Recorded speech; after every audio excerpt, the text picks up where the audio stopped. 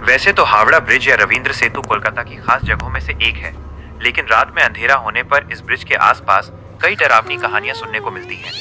आधी रात के बाद सुनसान हावड़ा ब्रिज के बारे में कुछ आम भूतिया कहानियां नीचे दी गई हैं।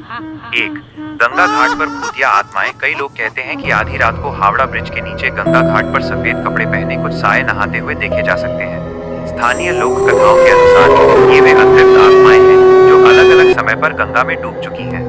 कई लोगों का मानना है कि आधी रात के बाद ब्रिज के ऊपर से नीचे देखने पर आपको कभी कभी पानी में हल्की चीखें या छपाक छपकी आवाजें सुनाई दे सकती हैं।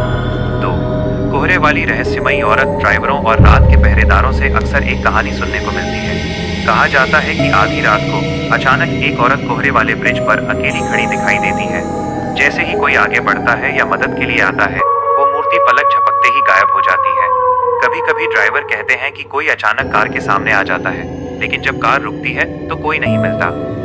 3, पुल के खंभों के नीचे जब ये बहुत बड़ा पुल बन रहा था तो बंगाल के गांव में ये अफवाह फैल गई कि पुल की मजबूती बढ़ाने के लिए इंसानी बलि दी जा रही है।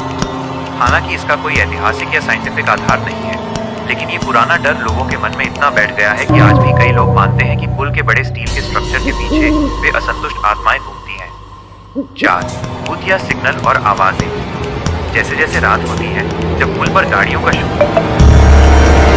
शोर कम होता है, तो हवा की आवाज और गंगा की लहरों की आवाज मिलकर एक अजीब सा माहौल बनाती है। कई लोग कहते हैं कि आधी रात के बाद पुल के लोहे के पिंजरे के अंदर से अजीब मेटल की खनकने या किसी के फुसफुसाने की आवाजें सुनाई देती हैं, जो उन्हें लगता है कि कोई आम मैकेनिकल आवाज नहीं है। एक खास बात, ये सभी कहानियां ज्यादातर सुनी सुनाई बातों और सुपरनैचुरल मान्यताओं पर आधारित है।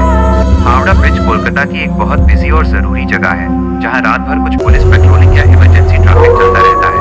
इसलिए इन कहानियों को ज्यादातर अर्बन लेजेंड के तौर पर देखा जाता है।